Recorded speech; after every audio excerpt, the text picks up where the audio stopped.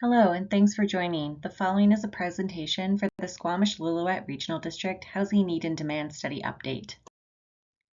The first SLRD Housing Need and Demand Study was drafted in 2020 as per provincial legislation for housing needs reports. The report presented data and trends that describes current and future housing needs by region and by electoral areas. The report helped identify existing and projected gaps in housing supply by collecting and analyzing quantitative and qualitative information about local demographics, household incomes, housing stock, and other factors. Since this first report was published in late 2023, the provincial government updated H&R requirements and mandated that local governments complete an interim or updated housing needs report to include housing need projections going forward 5 and 20 years, and additional statements of need. The 2024 SLRD Housing Need and Demand Study update will compare data from the 2020 report and identify updated trends and housing needs. The data used for these reports are from several sources, including Statistics Canada, BC Stats, CMHC, BC Assessment, among other sources. One thing to note is that census information regarding the SLRD includes data from member municipalities as well as electoral areas. The final report will be used to support the SLRD's policies, strategies, and goals for housing. Report Content Overview. The final report will be presented with the following sections. First, current community context. This will include historical population, demographics, household income, among other data. The second section will be about housing context. This will be including housing stock, sale prices, rental market information, affordability analysis, core housing need, and homelessness. The third section will describe anticipated housing needs, including historical housing needs, actions to date, 5 and 20-year housing demand projections, and statements of need. The last section will discuss next steps. So let's get into the data. The graph shown here shows the population over the last 4 census periods, dating back to 2006 and broken out into electoral areas. We also included the growth rate between the last 2 census periods between 2016 and 2021 to demonstrate recent population growth. Area A, shown in blue at the bottom of the graph, has the lowest population, but has seen the greatest growth in population, increasing by 63% in the last 5 years up to 305 people. In Area B, shown in orange, has some minimal population growth of 3% in the last 5 years. Area C has the highest population growth, shown at the top of the graph, at 20% in the last 5 years, up to a population of 2,000 people. In Area D, in green, shows the same population between the last 2 census periods, so 0% growth rate, ending with 1,057 people. In comparison, the population of the region overall between 2016 and 2021 grew by 18%. This is high compared to the provincial average of 7%. This slide shows the population broken down into age groups for each electoral area and for the region overall. A few notable points. Area A has the greatest proportion of seniors aged 65 and older at 31%. Area C has the greatest proportion of families with children. 20% of the population is aged 19 or younger. This is comparable to the region, which is made up of 21% of children aged 19 and under. We also look at median age, shown here by electoral area on the left.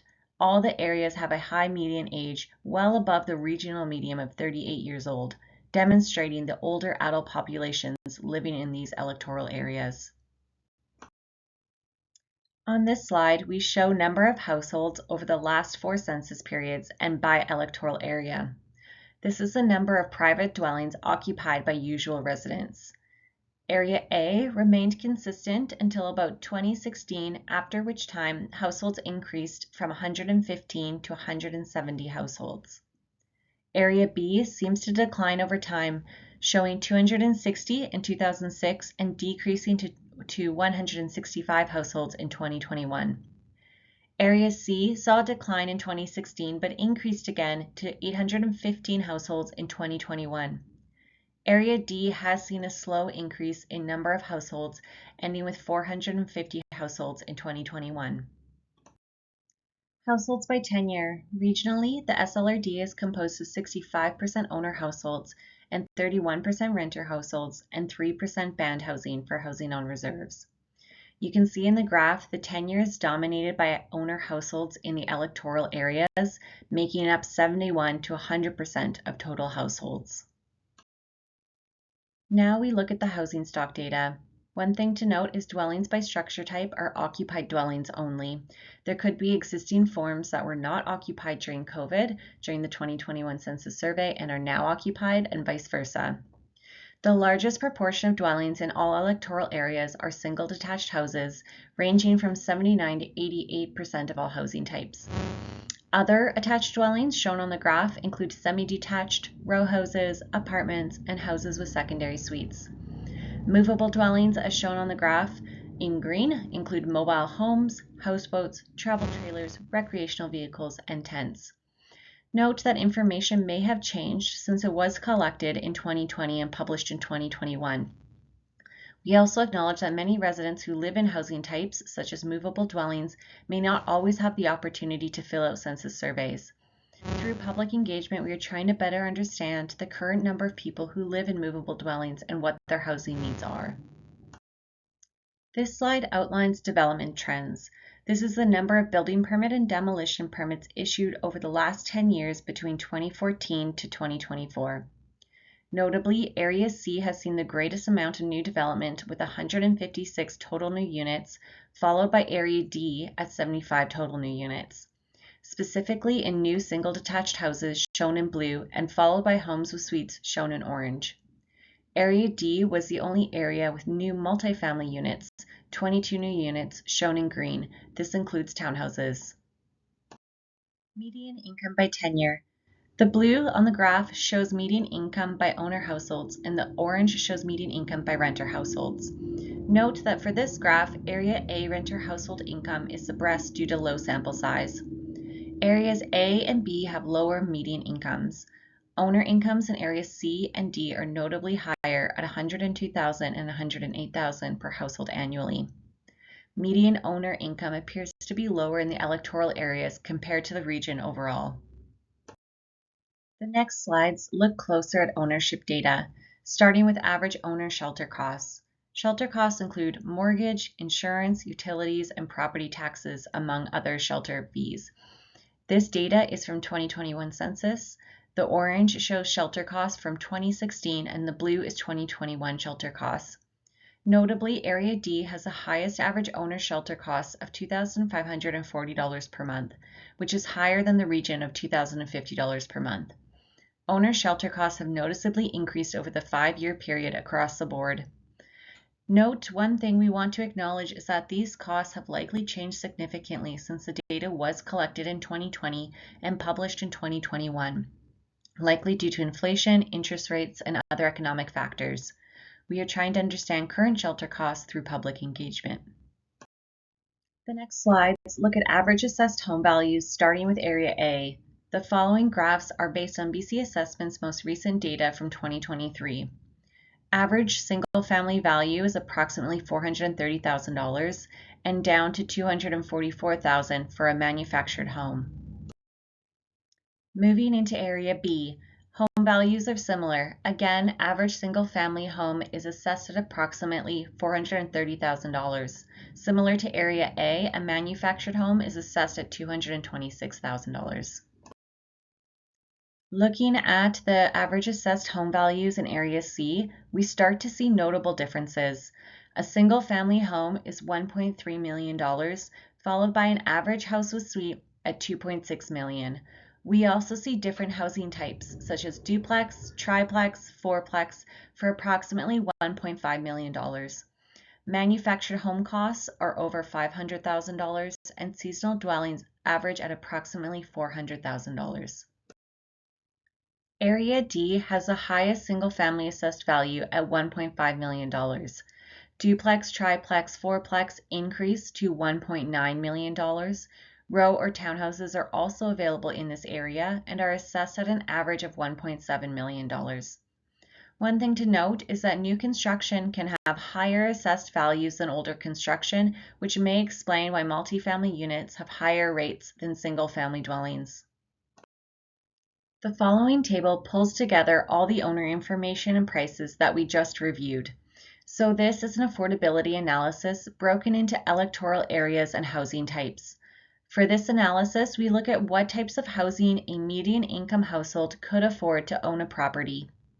We make a number of assumptions such as amounts for a down payment and current interest rates. Note that average sale prices are based on BC Assessment 2023 data.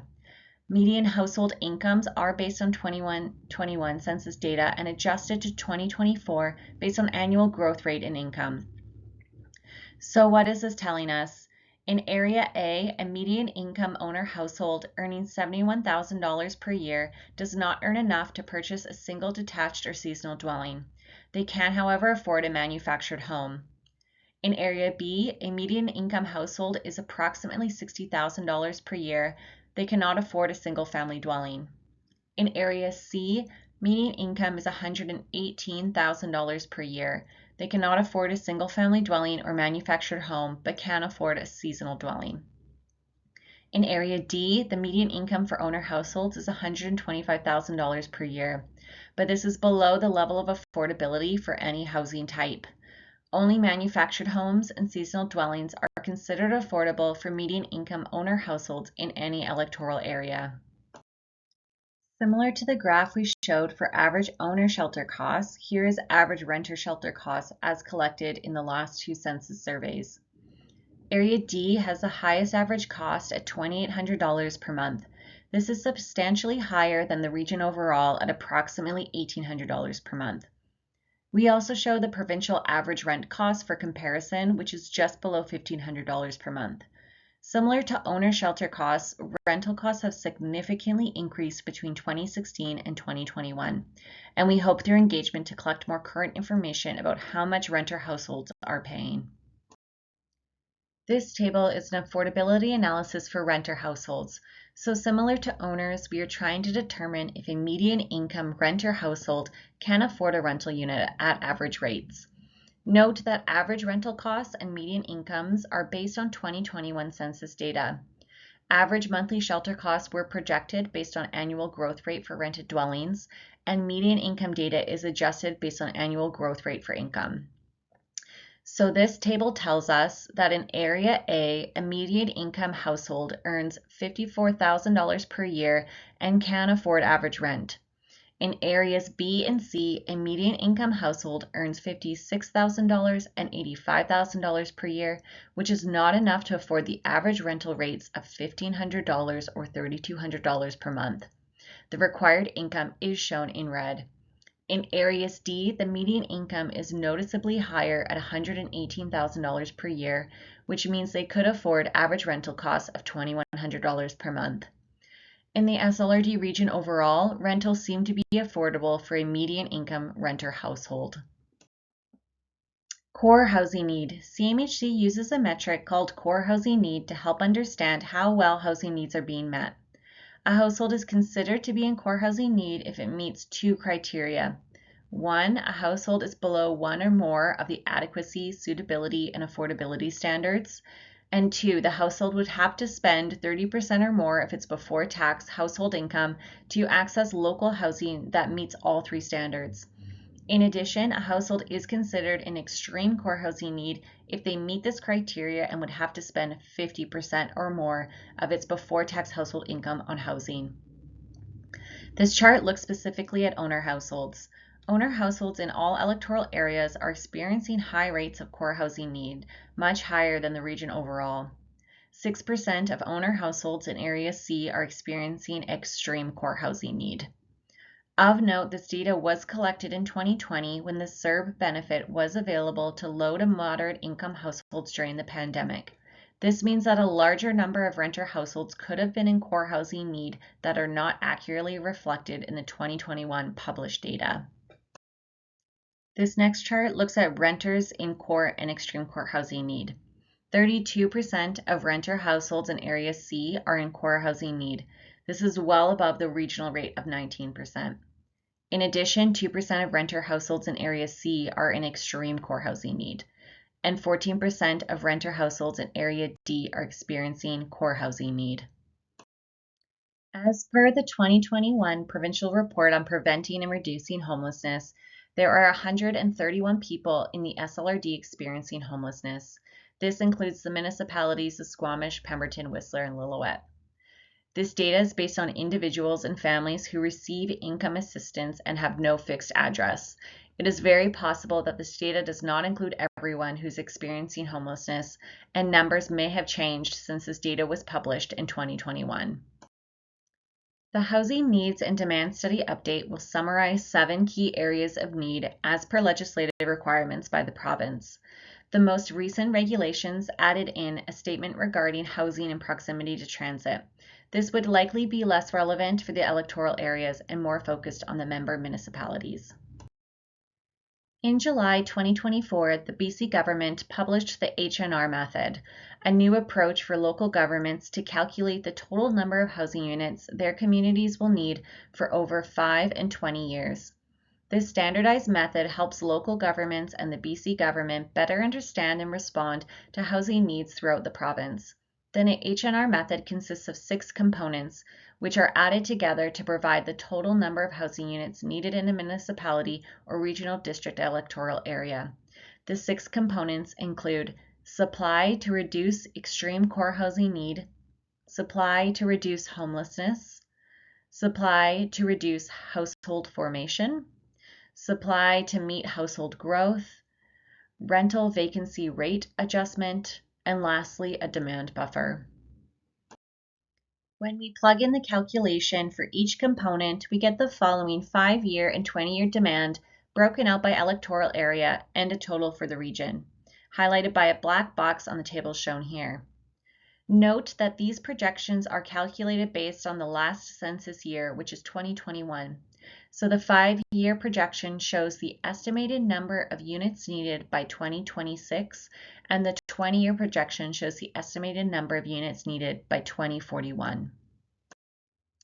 This chart shows how the pace of development compares to the H&R method calculation, which estimates the number of units needed by 2026.